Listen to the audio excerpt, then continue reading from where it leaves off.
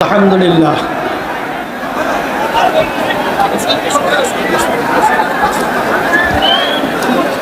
আলহামদুলিল্লাহি ওয়া কাফা ওয়া সালামুন আলা ইবাদিহিল্লাযীনা ইসতাফা আম্মা বা'দ ফাআউযু বিল্লাহি মিনাশ শাইতানির রাজীম বিসমিল্লাহির রাহমানির রাহিম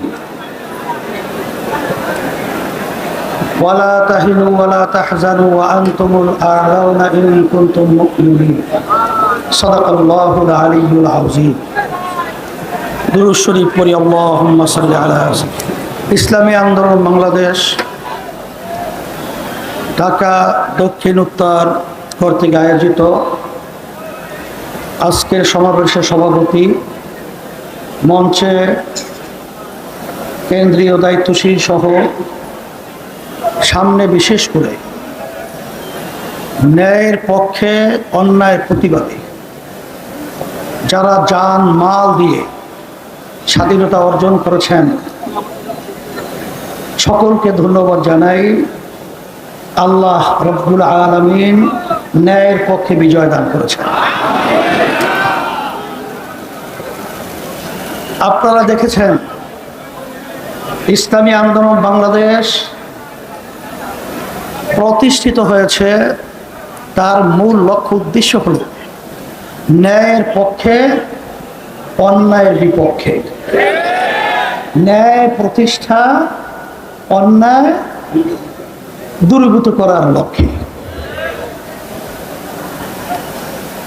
আমাদের বাংলাদেশের ভবিষ্যৎ,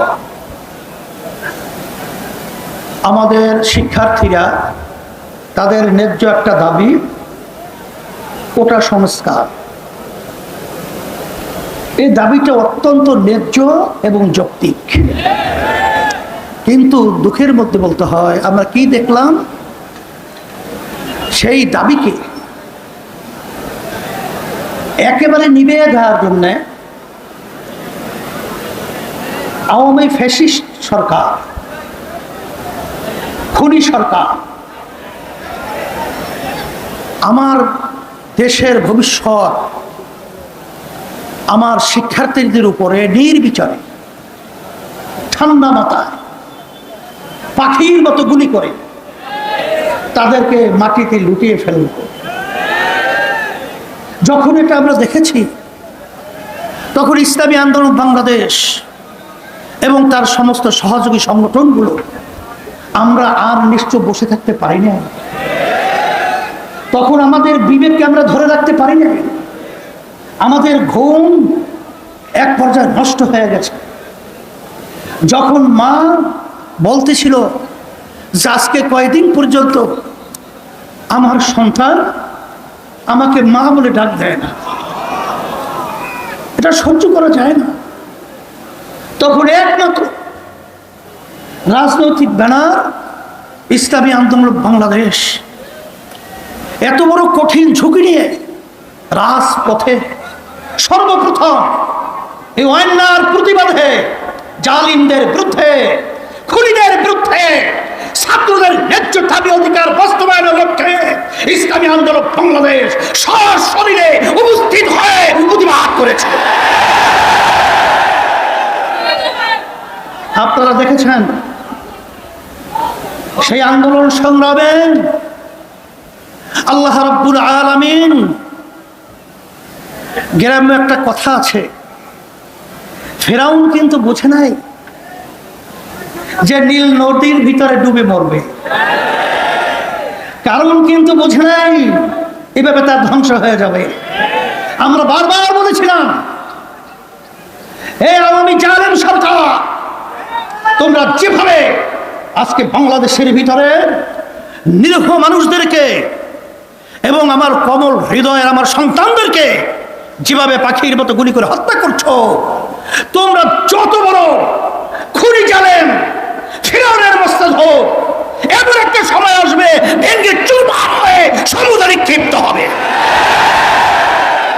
তাই আল্লাহ রাব্বুল আলামিন আমাদেরকে দেখালেন।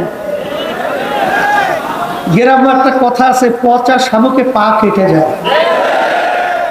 এত ছোট্ট একটা ঘটনা এর মাধ্যমে এই ফেরাউনের মস্তিষ্ক কাজ হবে, চিন্তাও করা যায় না।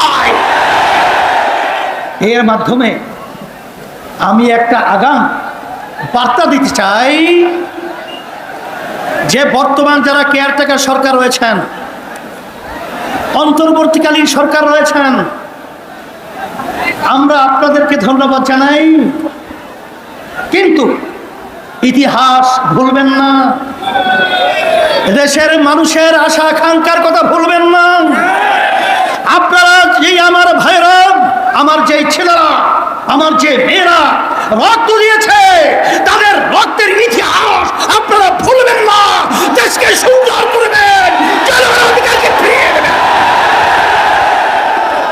সাথে সাথে আপনারা কাজ করতে গিয়ে, আপনাদের দায়িত্ব পালন করতে গিয়ে যদি ন্যায়ের পক্ষে, দেশের পক্ষে, আজকে জনগণের পক্ষে, ইসলামের পক্ষে যদি আপনাদের কাজ থাকে, ইসলামী আন্দোলন বাংলাদেশ আপনাদের সাথে, বাংলাদেশের সর্বস্তরের জনগণ আপনাদের সাথে থাকবে।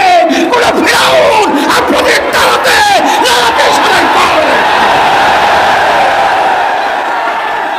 সাথে সাথে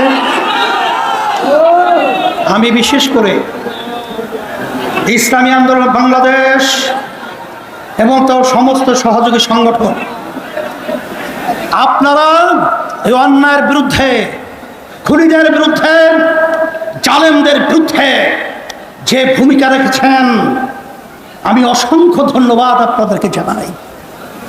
আমি কল্পনাও করতে পারি নাই যে আপনারা এইভাবে স্বতঃস্ফূর্তভাবে অন্যায়কে প্রতিহত করার জন্য, খুনিদের বিরুদ্ধে, জালেমদের বিরুদ্ধে এরকম বুক পেতে গুলি দিয়ে আজকে এর পক্ষে, ইসলামের পক্ষে অবস্থান নেবেন।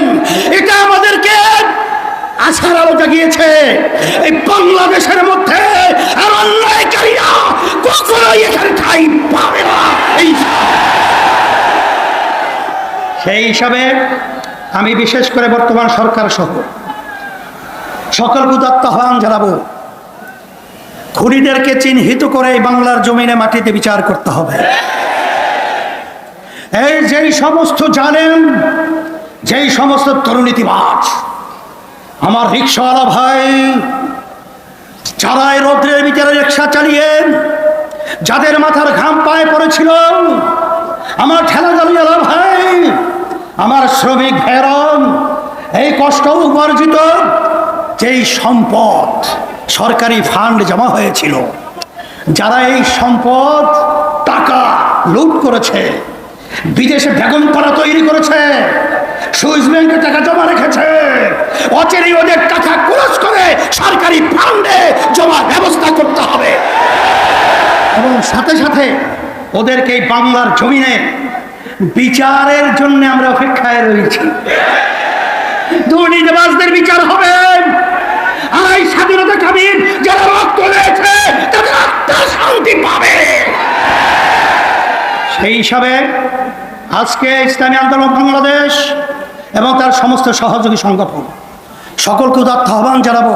ইতিমধ্যে দেশ আজকে সর্বদিক থেকে এলোমেলো অবস্থায়, আপনারা মন্দির পাহারা দিয়েছেন, আপনারা রাস্তায় রাস্তায় গাড়ি জঞ্জাট যেন সৃষ্টি না হয় ট্রাফিকের ভূমিকা পালন করেছেন, আহত ভাইদের পাশে গিয়েছেন, আপনারা বিভিন্ন পর্যায়ে দায়িত্ব পালন করেছেন।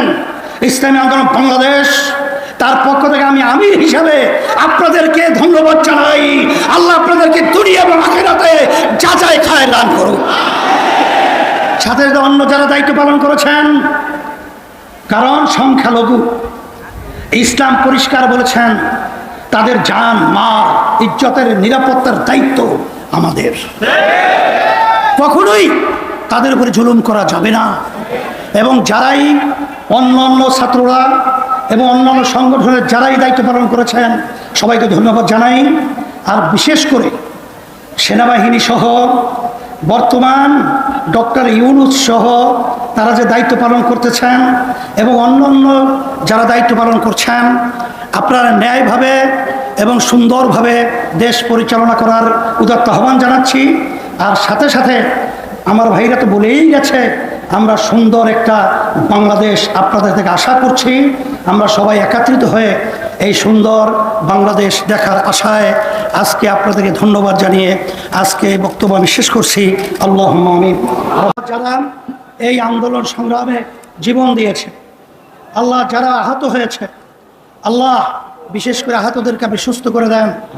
আর যারা জীবন দিয়েছেন, আল্লাহ যাজায় খায়ের ওদেরকে দান করেন। বিশেষ করে ইমতিয়াজ ভাই সুস্থ করে দেন। আরও যারা অসুস্থ আছে, আহত আছে, সুস্থ করে দিয়েন। এবং বিশেষ করে আমরা সবাই একত্রিত হয়ে ইসলাম দেশ মানবতার পক্ষে কাজ করা তৌফিক দান করেন। সুবহান রাব্বিকা রাব্বিল ইজ্জাতি আম্মা ইয়াসিফুন ওয়া সালামুন আলাল মুরসালিন আলহামদুলিল্লাহ।